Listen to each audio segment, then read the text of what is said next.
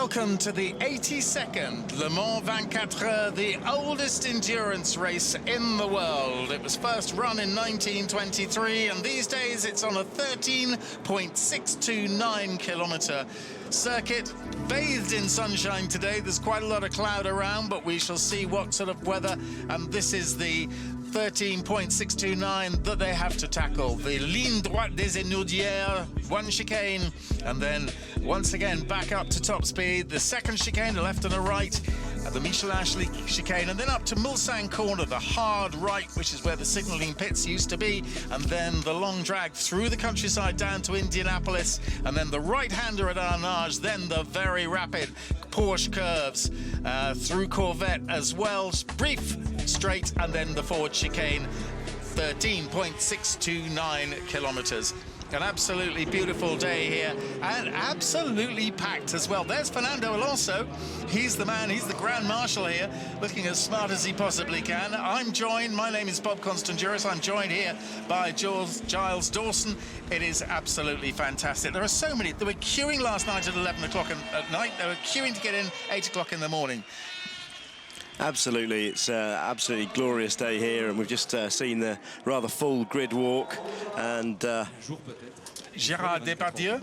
There were some big cheers going out as he walked down the grid earlier. Escorted, he is absolutely escorted by the Alpine guys.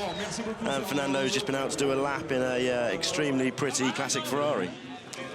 Well, great to see, and of course Jean Todt here as well, and Fernando giving a big welcome there to Mark Webber. We've had all sorts of people here. There is Bruno Senna driving an Aston, all sorts of people. And this was Fernando in this gorgeous, what's that, P3, P4? P4, I think that is. Yeah, gorgeous, gorgeous car. Lots and lots of stars out here, and they're all good friends. And that's for Loïc Duval, who had a big accident in practice. Was actually totally uninjured, but very shaken about. And amazingly, Audi rebuilt that car very, very rapidly. Just incredible that they rebuilt it so quickly. Absolutely, and switching the driver line up there, we see Marc Genet into that car, moving across from the Jota LMP2 Zytek, with Ollie Turvey replacing him in that Zytek. Well, look at that scene. It really is. Le Mans is a reasonable-sized town, but when it comes to race day, 250,000 people, probably 250,000. And here is the Zio. This is a fascinating car, isn't it, Charles? Absolutely extraordinary. Absolutely. These guys have actually been up for 38 hours straight now. Nissan achieving 2 of their major goals in the last 24 hours. They have done a 300km/h all-electric run down the Mulsanne Straight, and we saw them this morning in warm-up, some very bleary eyes in the garage, but a lot of emotion when that car did its first all-electric lap, so 0 emissions. Well, the car is... it looks as though it's a 3-wheeler, but it's actually 4 wheels, isn't it? It is. It's got some very narrow tyres on the front, that especially developed by Michelin for that project. But one of the key things is in that car how light it is on the tyres. They use very little fuel, and something we'll definitely be talking about as the race goes on. It'd be good to see those guys mixing it with the LMP2 cars once they settle into the race. Well, here are the various different types of car we saw briefly there, because there are 4 different classes, and we start in a moment with the GT AM class. Now, the GT cars are actually the same. Jean Todt talking to Dr. Wolfgang Ulrich there of Audi. The GT cars are exactly the same in terms of specification. It's just that crews are different. So we'll be going to GT AM shortly, but that basically means there is an amateur driver in the car, bronze-rated driver, plus silver, plus gold. Absolutely, and that's just depends on what the driver's experience is to date. The FIA give a score, and it's often a little contentious as to where people fall, and it's very important if you've got a serious Pro-Am lineup there out to challenge for the victory to ensure you've got the right balance of pace there. But it's great to see some of the Pro-Am cars, some of the pros, including young Sam Bird, really shaking up the order in GTE. Yeah, overall. there are such good drivers. Now, we're basically seeing the warm-up lap here with drivers going round and taking up their grid positions. And this is the Porsche 919 hybrid. We'll come to that in a moment. We've got 24 hours in which to talk about these cars, so we're not going to try and squeeze it all into the half hour before the start. But absolutely. So what we're seeing now, I think a couple of people have actually been caught out and not made it to grid. So we've had the big grid walk, the grid full of several thousand people, VIP guests and the like, with the cars lined up in the traditional Le Mans start formation along the pit wall. And now the team's being allowed to get to work on those cars. So they're allowed to do a couple of installation laps if they like, including coming back through the pit lane to fill the tanks up, which is why we're now seeing some very slow out laps. Well, it's only open, the pit lane is only open for another minute, so it would be unwise to come straight back into the pits, wouldn't it? Absolutely. We won't be seeing anyone coming back into the pits now. They wouldn't get the fuel in time and get it back round. So cars now coming to grid full of fuel, as heavy as we're going to see them throughout the race. And we expect this first stint to be normally a lap shorter than what we expect for the rest of the race from all the top guys. But let's see how it pans out. I do think some of the GTE class cars didn't get away from the initial pre-grid, and therefore we are going to have some pit lane starters, but more on that when we have it. Yeah, we'll have to see who is going to start from the pits. Absolutely fantastic conditions here. It's great to have these conditions rather than the wet.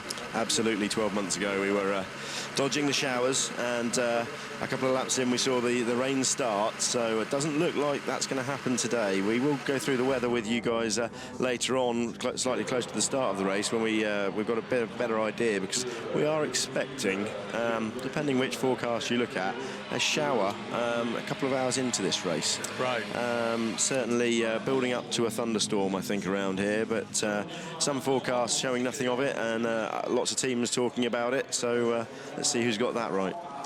Indeed. Well, we've got LMP1 cars, LMP2 cars, GTE Pro and GTE AM, and GTE Pro is very much 4 factory cars, so an absolutely fascinating tussle there between Chevrolet, Aston Martin, Porsche and Ferrari. LMP2 is very much certainly not amateur drivers, but teams which are not factory teams. They can buy the chassis, buy the engines, etc. Whereas LMP1, we've got the major cars from LMP1. There's number 97, and that is third in GTE Pro, being driven by Stefan Mucker, sharing with Darren Turner and Bruno Senna.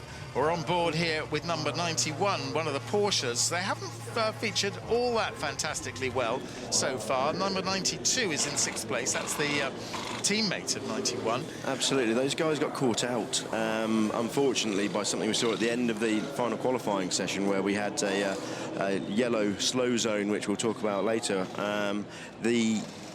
They were ready to go for a run. The 91 car had unfortunately at that stage been pushed apart firmly with a drive shaft failure, something we've seen from both of those cars, and I believe there might have been a fix wheeled up the auto routes and autobahns yesterday for that repeat issue that they've seen with those cars. Well, they had identified what the problem was. Number 81 there is the fastest of the GT AM cars. It was actually driven by Sam Bird, who is no AM at all. He's a very, very quick professional driver. And there's the, there we are, GT AM. He's sharing with Michele Rugolo and the Australian driver, Steve Wyatt from Western Australia. I'm told he's a crusher, or has a crushing business. So that's very good with minerals. Yeah, and Steve, one of the guys that I think actually we call them gentleman drivers. They very much behave like gentlemen out of the car, which is probably a good reason to call them that. But some very handy gentlemen out there. Simon Dolan being one that really springs to mind in that Jota car that's sitting second on the LMP2 grid, alongside the little superstars that are Harry Ticknell and Oliver Turvey. So we're just seeing the rest of the cars come into grid now. The 91, that's the 92 Porsche coming through. These cars, of course, left the pit lane on time, but just a very slow outlap to ensure they use absolute minimum amount of fuel possible. And that's the 6th in class car. It's going to be started by Fred Makovici there, the French driver who was formerly associated with Aston Martin. He set the fastest time. Here are the GTE Pro requirements, as you can see there written on the screen. And so GTE 6th in class there for the Porsche. Yeah, that car, heavy development. Obviously, they're coming in as reigning champions, certainly of the Le Mans 24-hour. Fantastic to see those guys back with such an amazing GTE program, as well as the presence in Le Mans Prototype 1. And there we see the Ziod, the Nissan Ziod, coming down, and we'll be able to identify when that car is running on electric power and when it's running on its IC engine from the lights, the lead lights on the car. Certainly the one, if you look at leading at the top of the fin above the cockpit, if that's blue, that car is in all-electric mode. Ah, right. So there is third in GTE Pro class. That's the Turner Mucker Senna car. Mucker having set the time, and Darren Turner actually starting in that car, 97 Aston Martin. And number 73 should be next. The pit lane has only just closed, and there's still quite a few drivers just taking up their grid positions. Quite a few cars coming past in front of us. 73 there, 2nd in class, fantastic. Jan Magnussen, father of Kevin, actually starts in that car. There he is. Hasn't got quite the hair of Kevin, his son. Antonio Garcia set the time, and Jordan Taylor, they are 30th on the grid. There it is, the 73 Chevrolet Corvette. And that car, obviously, the first time we've seen that car running in Europe, newly homologated just before this race. So fantastic to see the guys from Corvette back over here with a serious program with that new C7R. Number 24 coming in there. We're looking out for, actually, the 1st in class Ferrari. I think it's just coming to grid, which is why we haven't yet seen that car. Here it is. Yep. It just came past us, so the guys obviously wanting to keep the fuel nice and cool rather than sitting on the grid for a while. Jimmy Bruni setting the time and starting in that car with Tony Vallanda and Giancarlo Fisichella.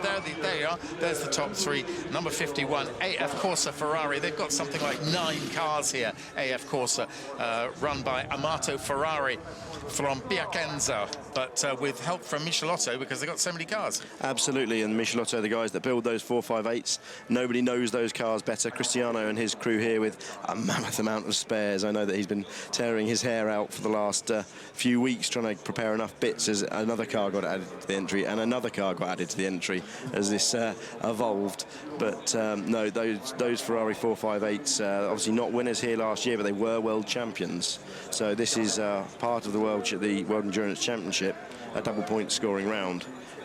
So we'll see how that one runs. The GTE class, though, definitely going to be a fantastic battle throughout, as always.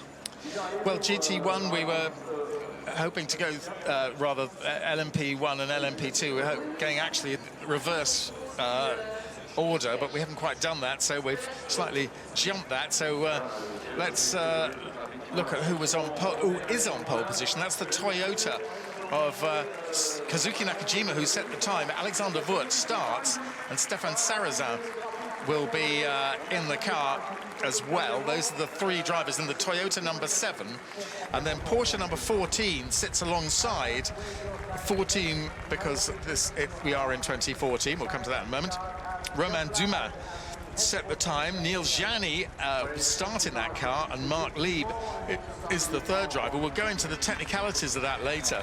And then 3rd on the grid is number 8 Toyota with Anthony Davidson, Nicolas Lapierre, who starts in that car, and Sebastian Buemi. Now here we go with reverse overall, 13th overall, the Morgan Nissan of Rusnov, Pla and Canal. And this is LMP2. We are perhaps going into the reverse sequence now. Apologies. That's the G-Drive car. So it's 4th in class, that car. Number 26, Morgan. It's called a Morgan. It's actually built by Oak. So, yeah. Hola, Fernando Alonso. If he looks a little sad, you'll probably know what the football score was last night. I don't. well, when I left it at half-time, I think it was something like 5-1 or something. Oh, dear. To Holland against Spain, so he could be looking a little miserable this morning. He's just been mountain biking, incidentally, in Canada with Carlos Sainz, both Carlos Sainzes. So there's somebody trying to get into the circuit for free. Now, in 12th, here we are, 12th on the grid is the Ligier of Jan Mardenborough. He set the time and starts in the car. Alex Brundle, son of Martin, and Schultz Hitzky in the Oak Racing. This is third in class, that particular car, the Ligier number 35. Here we are, number 38, the Zytek of Simon Dolan. Harry Ticknell, who starts in the car and set the time. Oliver Turvey has been drafted into that car. Originally it was Mark Genet. He's moved up into LMP1. We'll come to that in a moment. Jota Sport, Zytek, starting 11th on the grid and second in class. And then first in class is the Ligier, number 46. Done a fantastic job. Two Ligiers there, first and third. Brand new cars. Absolutely. This is the first time we've seen that car run competitively. We've done lots of testing around Magny-Cours, but again, built by the Onroke guys, the same guys we saw building the Morgan. So that chassis, yeah, brand new, seems reliable so far. And that's Thierry Badi and Gomendi in that car. Then we come to the first of the LMP1 cars, petrol class, light. There's no hybrid involved in that. And in fact, the two Rebellions basically made by Orica here in France. And that's Dominic Kreyhammer, Andrea Bellicchi, who starts in that car, and Fabio Lima, the reigning GP2 champion, and the reigning GP2 champion set the time in Rebellion number 13, and just ahead of it is its teammate Rebellion number 12, both of them powered by Toyota normally aspirated engines.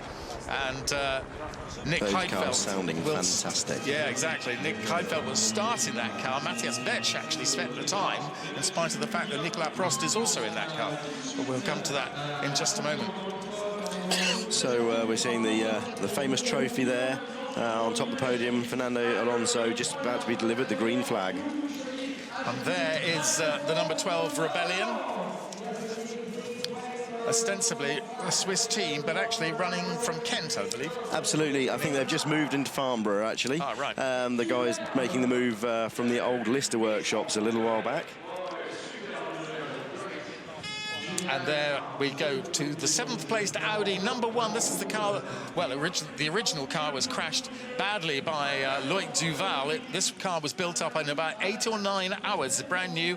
Marc Genet takes Duval's place. Di Grassi and Christensen, Lucas Di Grassi and Tom Christensen, the 9-time winner, bidding for victory number 10 in that Audi number 1. They start 7th on the grid. 6th on the grid is Audi number 2. Here it is. Andre Lotterer set the time and starts. Marcel Fessler from Switzerland is alongside him. Benoit Trelouillet is in that car as well. And we're going to have a look at the weather in a moment. Then comes Audi number 3, however, Albuquerque, Bononomi, and Oliver Jarvis, Marco Bononomi, there it is, starts 5th on the grid. And then 4th on the grid will be the first of the Porsches. Here it is, or one of the two Porsches. Porsche 919, Timo Bernhardt, Mark Webber and Brendan Hartley. The time was set by Timo Bernhardt, and he also starts in that car. There's the basic technicalities of that, but the Antipodean car with Mark Webber and Brendan Hartley there from Australia and New Zealand respectively.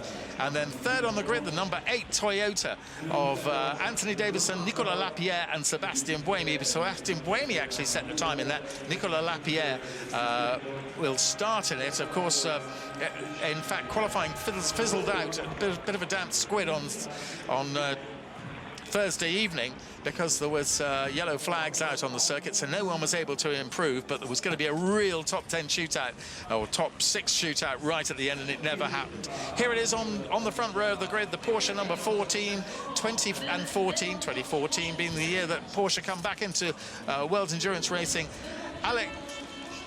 Romain Dumas, Neil Jani and Mark Lieb in this car, and it's Neil Jani who starts in it, and Romain Dumas set the time. And finally, the pole position car of Kazuki Nakajima for Toyota It's Alexander Wurz who starts. Kazuki Nakajima set the time, and Stéphane Sarrazin is the third driver, very talented French driver as well.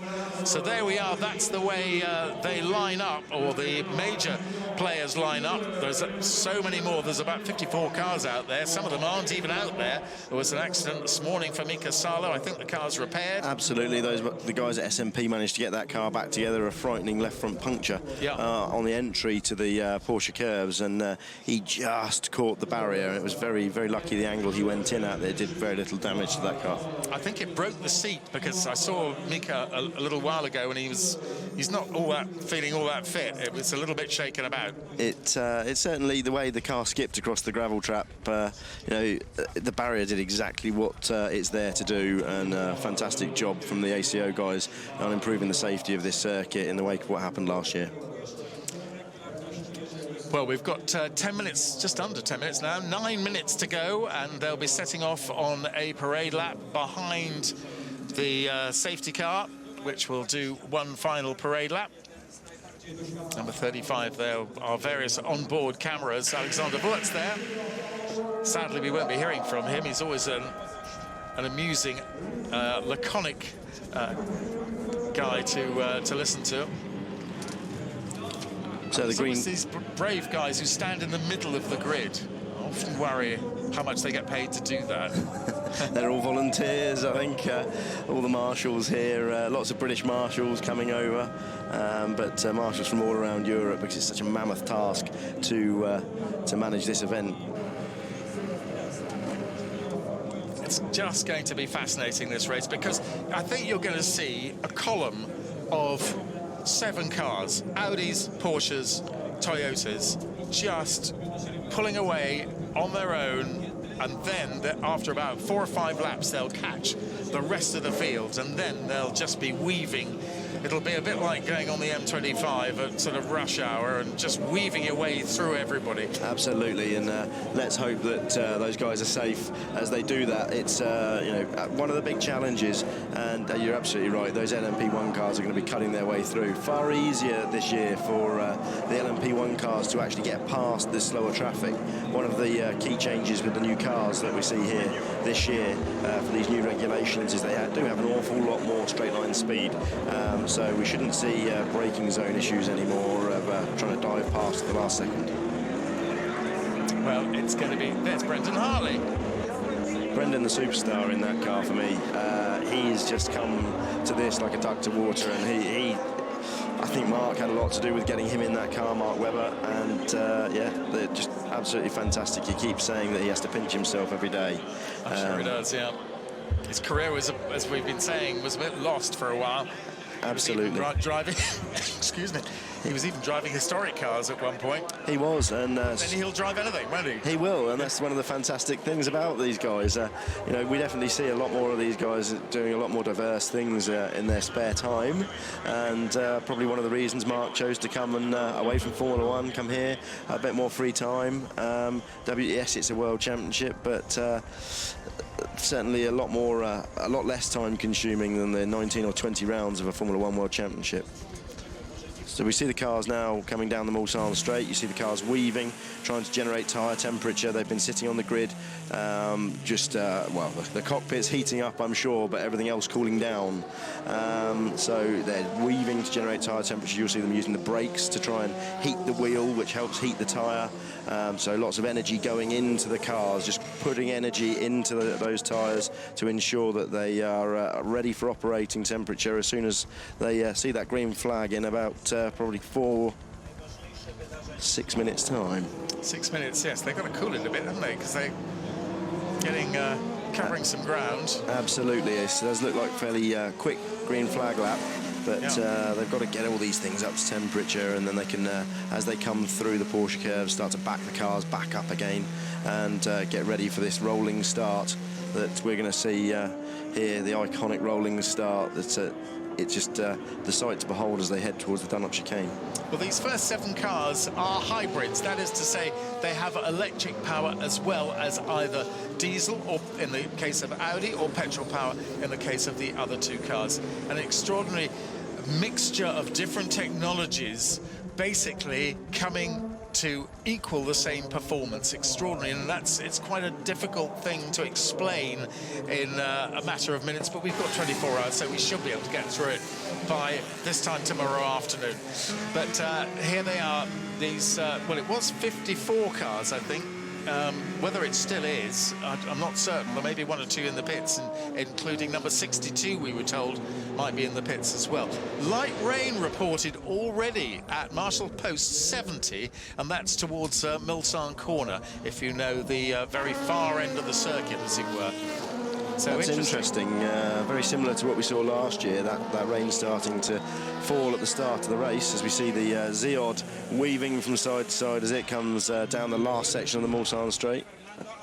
Now, Fernando, do you know about all this stuff? I mean, we've seen the odd footballer forgetting to wave the flag and things like that. We have, absolutely. And obviously we have a very famous footballer here in the GTE class. Fabien Barthez. Amazing, isn't it? Fulfilling his lifelong dream, he says. So we'll talk about that, I'm sure, later on. But yeah, lots of people here making their dreams come true. So the car's now just heading out of Mulsanne on the run to Indianapolis behind that Audi R8 course car. So it'll be down to Alan driving the R8, yes, our Grand Marshal this year, while Fernando waves the flag. So those guys, some high-profile people, and of course Alan choosing to retire as world champion. So he once again leads the field. Yeah, fantastic for Alan McNish. And Fernando's looking more and more nervous with that flag, isn't he? Absolutely, yeah. The trickle all ready to be waved when they come past, and yeah, we'll.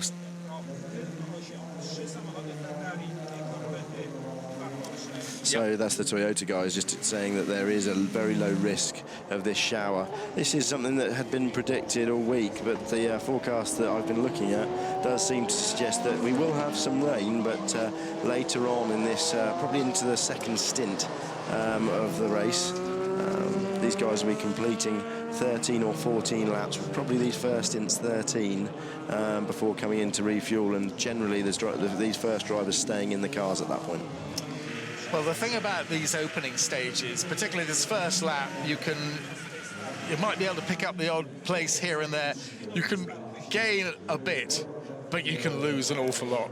Absolutely, and you know, something that we've seen quite a lot over recent years at early safety cars. Something we hope we don't see this year. Get your Le Mans 24 Hours app. There it is on Google, Facebook.com. Lots and lots of Le Mans, really, actually, the ACO and Le Mans really embracing all types of new media. There's web TV here as well. So there's no excuse for not following us all the way through the 24 hours, wherever you are. It's on Twitter as well, at 24 Hours Du Mans. Yeah, and the hashtag, the famous hashtag now, which is trending on Twitter, hashtag LM24. So we're seeing the cars now come through those the Porsche curves, very famous corners where we've seen an awful lot of incident over the last 3 days. The new Tech Pro barrier there on the left-hand side that you can see installed to aid the marshals, really. It was a very safe corner anyway, but a lot easier to replace that Tech Pro barrier than it is a solid Armco.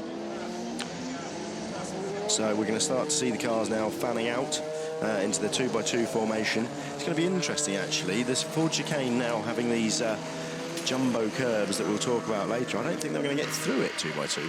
No. So here we come. Heading, they've got a minute to go, so they'll be slowing them down. That really bunches them up as well, which is not perhaps the ideal thing. But they begin to take up their grid position 2x2. Still 45 seconds. We don't see them here. We're looking over the Ford chicane.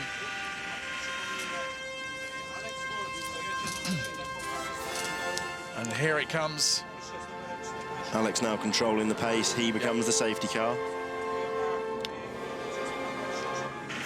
The button on the green light.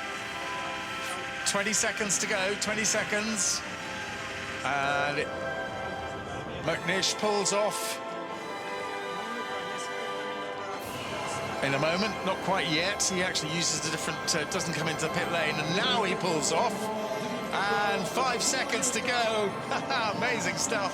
And Alonso with the flag. There it is.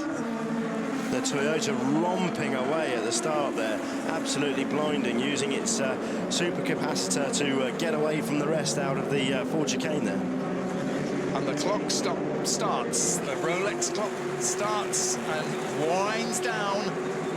And it's still Toyota. Ooh, Porsche off there. Audi trying to get past the second of the Porsches, that of Timo Bernhardt. I think the Porsches kept that position.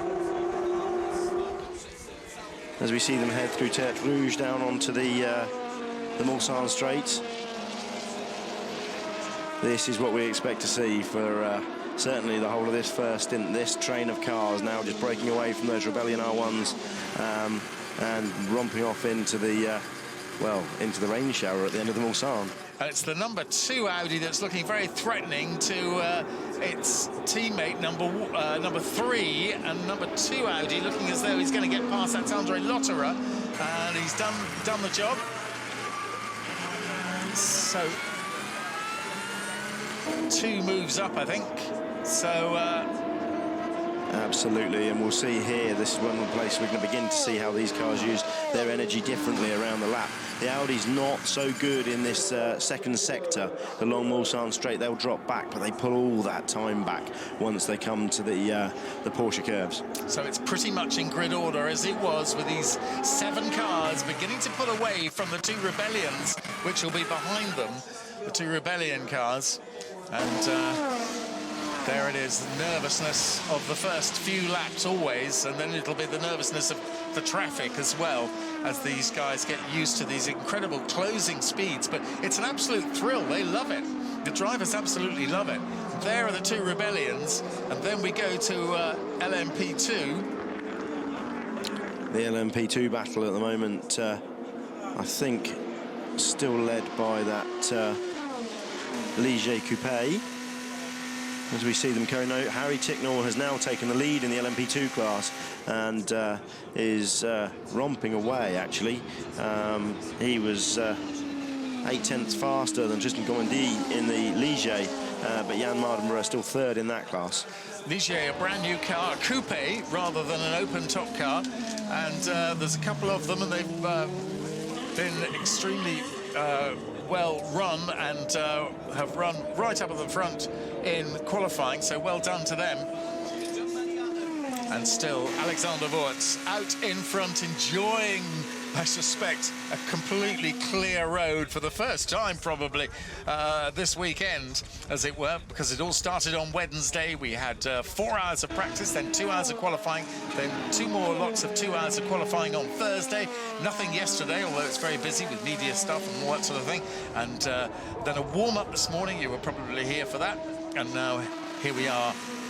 And it's interesting how they've broken up now, with Wurz about to burst into our sights. Ooh, it's looking a bit... And that is a Porsche being demoted by the first of the Audis. Number 2 Audi. So we now have that 2 Audi ahead, and it'll be interesting to see how quickly they can chase down the next Toyota, as we see the Toyota's now going 1 and 2. The 14 Porsche demoted. So we now have Toyota, Porsche, Audi. I think the Porsche's sort of slipping back a bit, isn't it? That the 20 car, yeah, yes, 20 that's now back behind the other Audis. Yeah. I wonder if we've got an issue here for that car.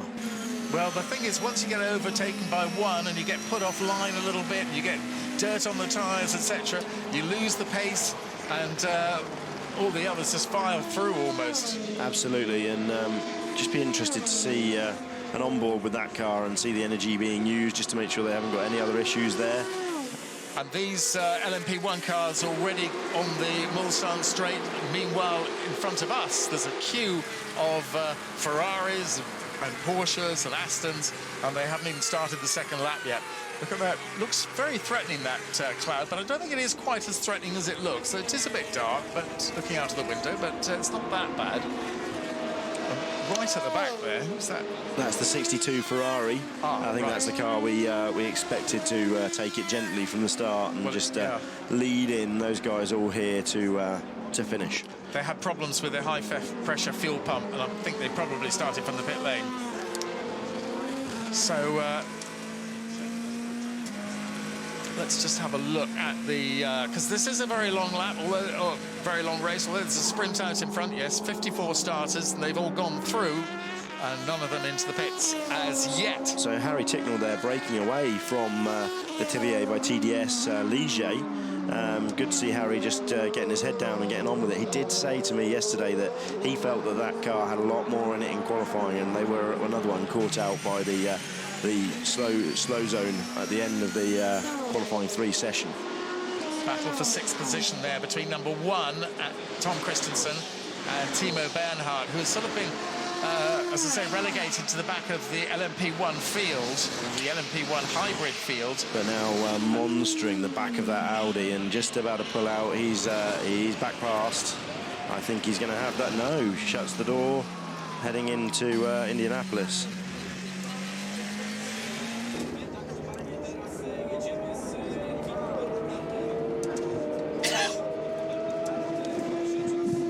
So Toyota out in the lead still. Alexander Wurz coming into the Porsche curves. Definitely breaking away and making a run for it. You know, one of the things that's been heavily rumoured for the last few weeks is that Audi will use one of those cars as a hare and try and break the Toyotas and the Porsches. But we're not seeing that. We just don't see the raw pace from that Audi to allow them to be able to go and send a hare to make those Toyotas really stretch their legs. And of course the Porsche, a very new car, they have had their reliability problems throughout the first couple of rounds of the WEC, but hopefully fixed now, ready for the big event. So Porsche 1-2, Wurz, Lapierre.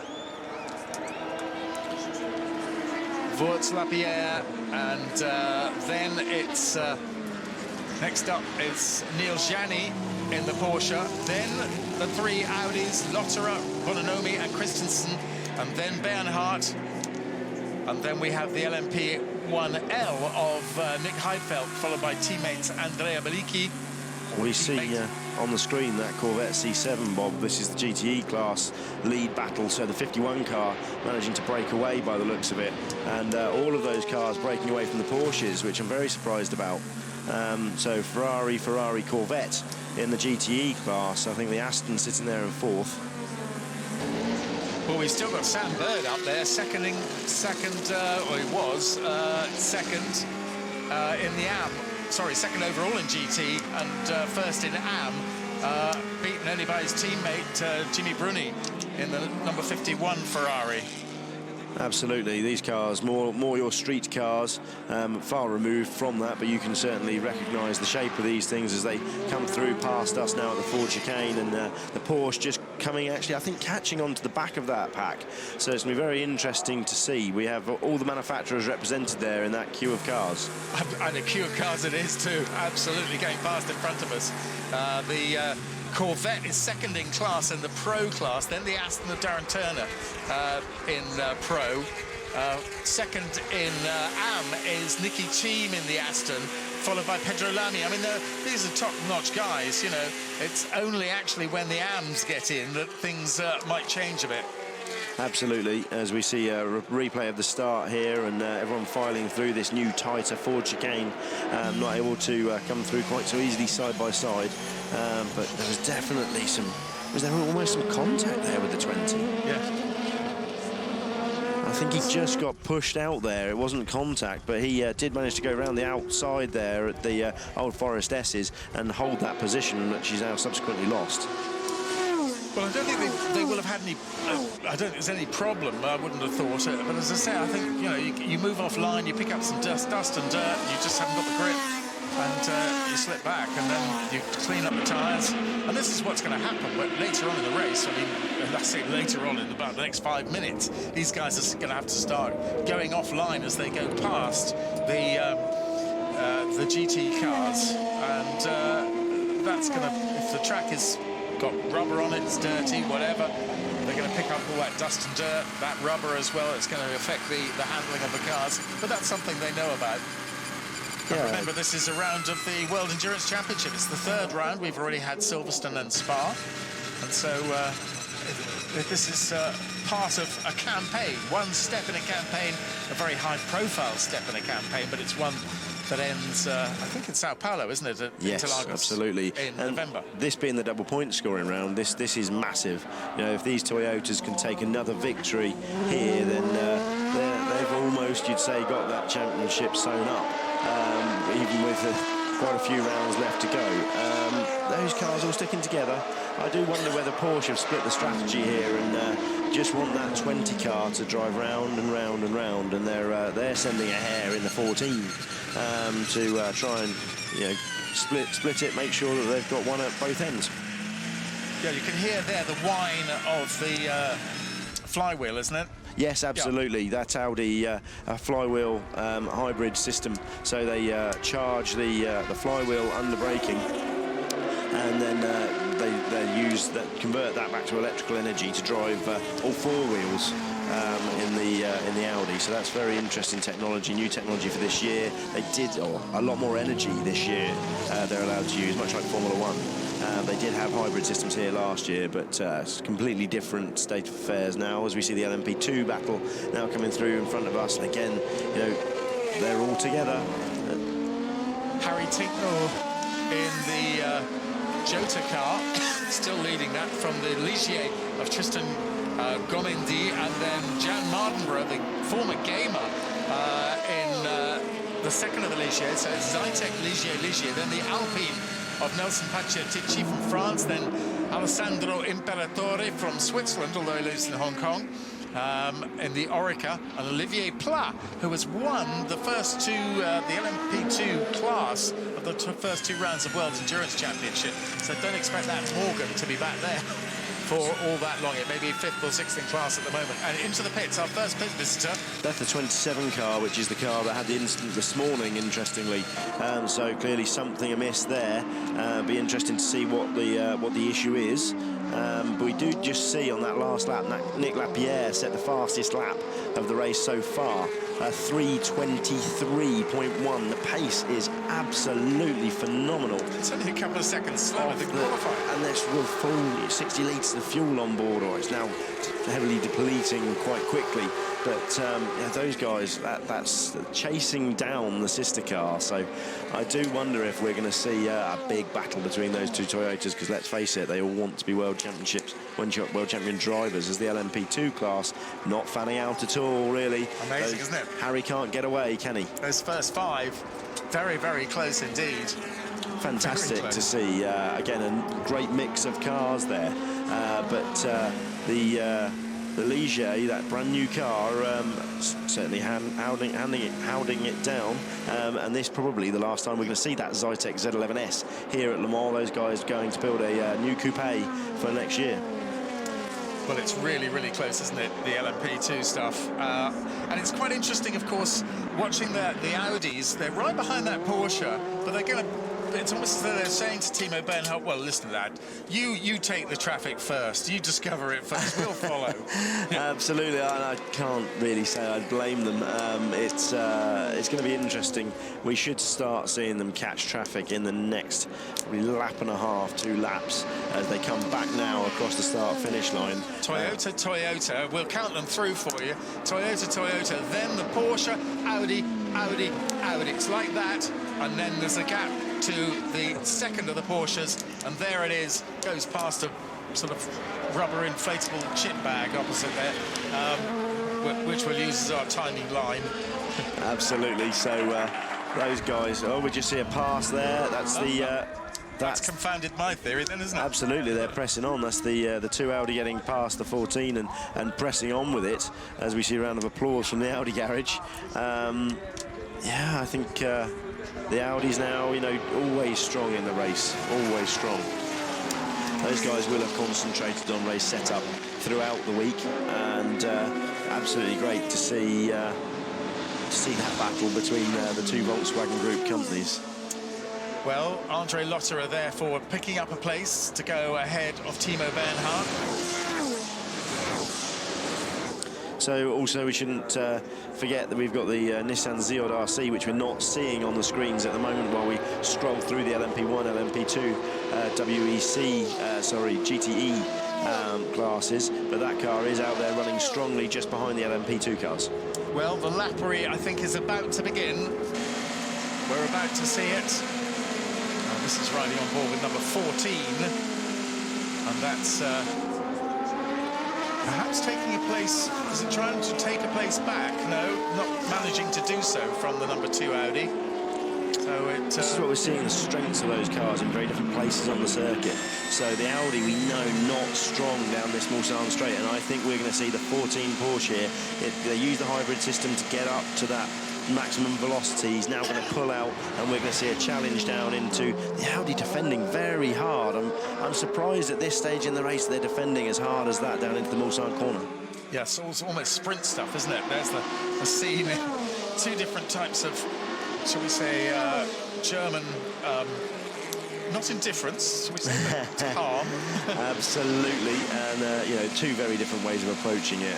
Seeing the Audi guys, you know, coming back as defending champions, as we see the 14 now on the run down to Indianapolis doing. I don't think he's going to make that move. I think the Audi, once it has the top speed, the Porsche comes off the corner better, but no, the Audi, which is opposite to what we've been seeing on the sector times. So through Indianapolis now, wants to get back by, but just going to have to settle down as the Toyotas just romp off into the distance. You know, we're just, as we say that, a fastest lap from Alexander Wirtz, reacting to Nick Lapierre, chasing him. The Toyotas doing near identical laps, 3:23.1 for both of those cars, and Andre Lotterer in the first sector on this current lap, setting a fastest sector overall. So pushing to try and close the gap in that number 2 Audi to the Toyotas, but they are getting away from him at over a second a lap at the moment.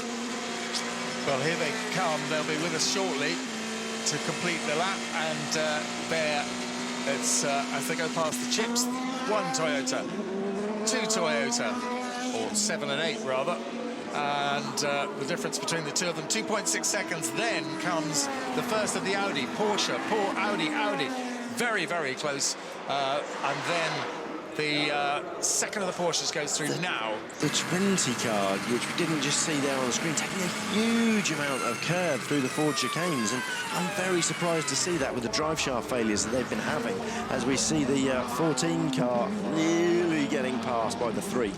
He's getting hounded, isn't he, there by the number 3 Audi, and we saw that Porsche actually challenging the number 2 car, and now it's dropped back and it's now being challenged, but now could be where it pulls away again.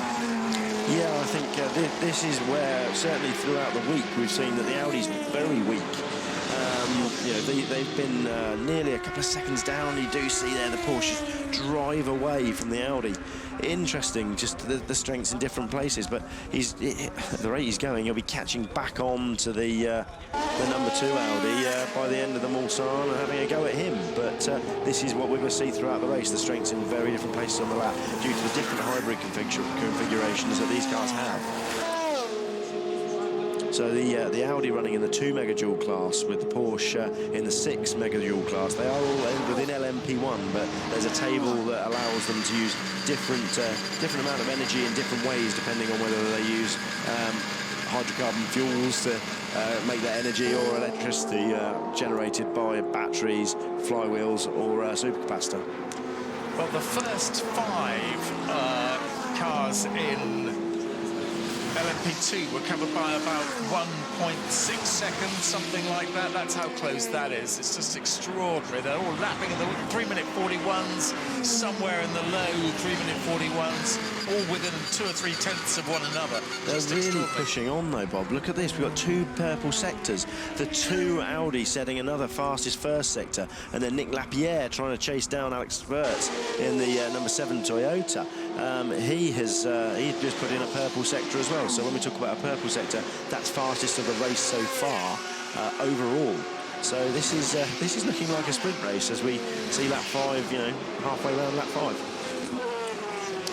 And I can't believe the pace. 3:23s. We were expecting to see stint times somewhere in the 3:26, 27 bracket. So a real sprint race at the moment. As we see them coming through the rest of those GTE cars now, catching another of the Ferrari 458s on the run down to Indianapolis. In GTE, we've got Bruni leading in the Ferrari from Jan Magnussen. And now Oliver Gavin, so the two Chevrolets are now ahead of the first of the AM cars, that of Sam Bird in the Ferrari. And then we've got Turner in the Aston, Makovici in the Porsche, and then Team, the second of the AM cars, is next up. So it's very close there as well. They're having tremendous battles. And this is exactly what we were expecting to see, battles all the way through the field, and we're certainly getting it. Absolutely. We're expecting, or I'm expecting to see a big push from the two factory, the factory Aston and the factory Porsche, to get past Sam Bird and do it. So we're seeing the gap grow slightly there from between the 7 and the 8 car. Well, now they're right in amongst all the traffic. Absolutely, and this is where we're going to start to see it yo-yo. It really does depend where you catch the traffic. If you catch the cars here, Dunlop chicane, not so bad in the Dunlop chicane, but the Ford chicane is an absolutely terrible place to catch them, because you've got this double left-right with these huge curves that you just can't use anymore because of the new baguettes that they put in behind the curb because the car's straight lining it last year. Well, they've called them baguettes. They're a bit like a loaf of French bread, basically, which is what a baguette is. Riding here on the number 3 Audi in 5th place. But Timo Bernhardt about 4.5 seconds back. And those guys with blue flags, they're going to have a busy weekend, aren't they? Absolutely. There's an onboard marshalling system as well. Audi side by side there. Yeah, we're... is that a change of position? I don't think so. We've still got the 3 car ahead there. It is. It's Christensen ahead of Bononomi, I think. Yeah. Yeah. Christensen he's gone through. showing his class. So pressing on again and through the traffic, and I think that might have been set up by the traffic as they came on to the Mulsanne straight past Tete Rouge. So Tom getting the job done, and the 9-time champion certainly hungry for his 10th. And we've got yellow flags there. Again, another terrible place to catch a GTE car. The gap's going to really start to yo-yo as we see a lot of gravel being pulled onto the circuit there by somebody. Not sure who that was. Car 76 straight on at Marshall's point 42. Yeah, that's what it was. That's so that was Nicola Almindo, who actually has already been out in a support race earlier on today, so he should know his way around. He comes from just up the road at Rouen, where he runs the IMSA Macmoot performance team. I suspect he got a bit of a shock there with some traffic coming at him quite quickly, and that being the reason for the little straight on. Yeah, absolutely, the speed they're coming through these GTE cars, that's phenomenal. But definitely the gap's now starting to open and close. Vert's now with an 11-second gap. You know, he has caught the traffic better, there's no two ways about it. But Nick Lapierre all over the back of that number 2 Audi. The 2 Audis made it through. Well, exactly, yeah. Yeah. So the Audi, I mean, in amongst all this traffic, it's just extraordinary. That's an interesting camera there on the curb on the exit of the Mulsanne. Oh, as we see the Ziods coming very slowly down the... is that down through into the Porsche curves? It is. Not that far from the pit, so he'll be able to get that back with a bit of luck. These cars sliding their way through the traffic now, but so it's Toyota, Audi, Toyota, Porsche now. Now, in amongst all this traffic, 3 minutes 25, 3 minutes 25, 3 minutes 26, so the pace has slowed, as one would expect. But there goes number 7, Alexander Wurz, completing 7 laps. Very, very early stages. Now, a big, big gap back to the first of the Audis, then the Toyota, then more traffic, and then Porsche, Toyota, Audi, Porsche. This has allowed the 20 Porsche to pull onto the back of the... as we see car 0 slow, we knew about that one. Yeah, we see the 20 car now catching onto the back of the pair of Audis. And there is the Ziod being pushed by marshals, so there'll be yellow flags there. Lights all still on, so still got some electrical power there. but the light on the roof off, showing that it's not running on electricity. Be interesting to see how what those guys can do. Of course, if the driver can repair the car himself, he can bring it back. That would be such a shame, because it's such a great effort to have made that car and brought it here as well.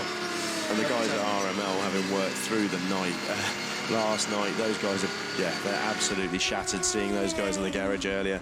I don't know how they've kept their spirits so high with the amount of work that's gone into that project, but announced here exactly 2 years ago, a year ago, sorry, by Darren Cox and his team.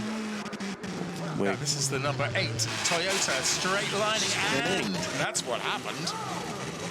He did very well to be able to get that car out of the gravel. Yeah. Kept keeping it moving there, because he could easily have got that car beached had he not kept the momentum up, and especially as it had gone in sideways. Very, very good driving there. So Alex Wirtz continues to lead from Andre Lotra. But I don't think Nick Lapierre, who we saw spinning there, is going to take very kindly to that. And it was interesting the way that he spun that car on the way into the corner. It wasn't a case of he was on the apex and had a moment, or the traffic had him over. It did just looked almost like it turned right on him. Yeah.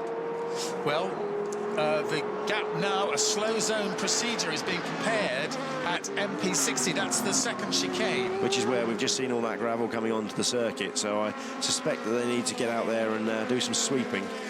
So this slow zone procedure is something we're going to see regularly throughout the race to prevent them having to put safety cars out. 37 comes back into the pits again. That's Nicholas Manassian. I say back into the pits, of course it isn't. That's the first time. Alexander Wurz saying very strange car behaviour.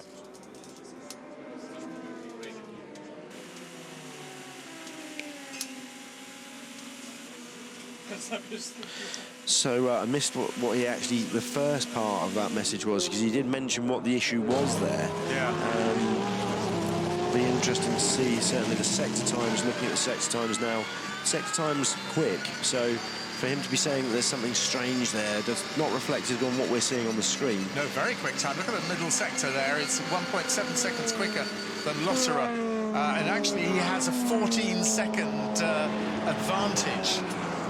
We've also got a slow zone at MP50 as well. That's just before the second chicane coming up. So that's what we see now, these slow zones to stop the 3 safety cars having to come out. So there'll be a slowing down zone, which is what I've just updated the message. So beginning at Marshall's Point 50, which will be somewhere just down the Mulsanne, that second section of the Mulsanne, and they'll slow to 60 kilometres an hour. We'll probably see the LMP1 cars now doing that as we see the first Audi coming in. Well, that's a bit of a bit strange after 9 laps. So the one car, that is 9 laps is an extremely short amount of laps to be doing, but I think what we're seeing here is Audi splitting the strategy. There's so much time lost. We're losing about 30 seconds with these slow zones. So that's actually a fantastic move from the guys at Audi.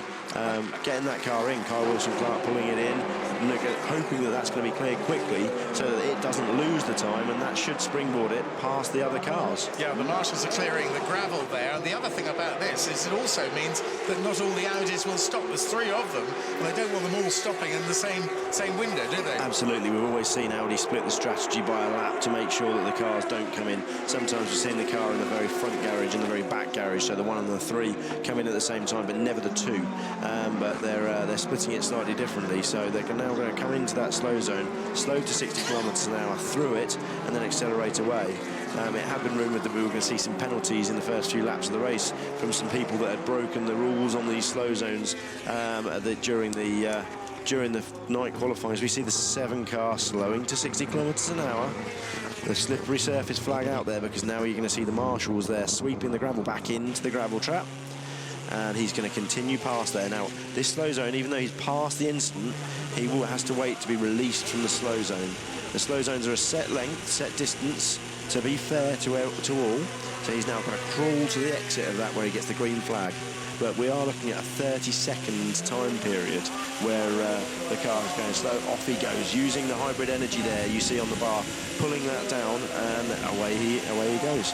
And he's now, the amount of energy is regulated per lap, and it's a 3-lap rolling average, so he can now use the energy he's just saved through that slow zone anywhere he likes on this lap. Yeah.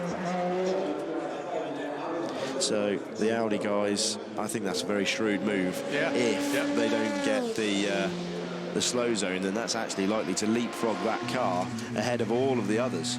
But I don't think the marshals are going to be quite finished, and this is something that there's a lot of discussion over how fair these slow zones are going to be, because they're not a set number of times that each car's got to go through them.